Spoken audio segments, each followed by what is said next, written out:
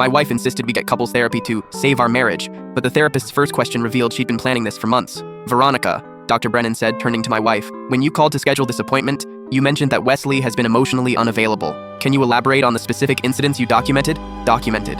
My stomach dropped. I'd been expecting the usual therapy questions about communication and intimacy. Instead, Veronica pulled out a leather portfolio, the one I'd seen her writing in late at night, claiming it was work notes. I started tracking patterns in January, she said, avoiding my eyes. The dismissive comments, the times he'd leave the room when I tried to talk, his refusal to discuss our future. Dr. Brennan nodded, like this was perfectly normal. And you've been recording some of these interactions? Veronica's face flushed, only to make sure I wasn't overreacting. Wesley has a way of making me question my memory. I stared at her. We'd been married 8 years. When had she become a stranger plotting against me? I wasn't dismissive, I said. I was working 60-hour weeks to pay for the house you wanted. See? Veronica turned to Dr. Brennan. He deflects responsibility by making it about money.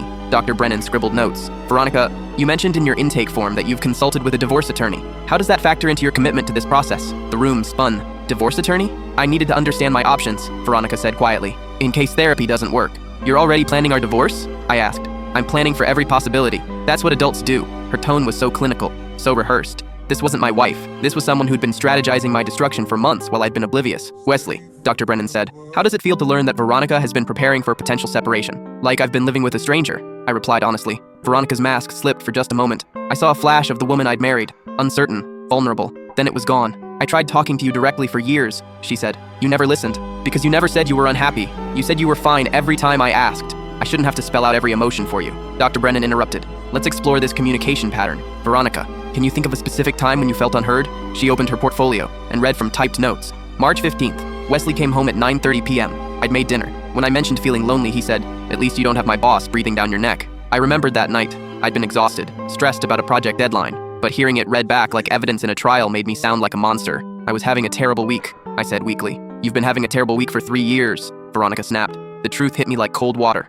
She was right. I had been checked out, buried in work, taking her for granted. But instead of fighting for us, she'd been building a case against me. So what now? I asked. Is this therapy or a divorce proceeding? Veronica looked at Dr. Brennan, then back at me. That depends on whether you're willing to change. For the first time in months, I really looked at my wife. Behind the armor of preparation and documentation, I saw someone who'd felt invisible in her own marriage. Someone who'd tried everything she knew how to do before resorting to this. I'm willing, I said, but I need you to put away the portfolio. She hesitated, then closed it. No more documentation, no more lawyers, just us, figuring this out. Okay, she whispered. Dr. Brennan smiled for the first time. Now we can begin.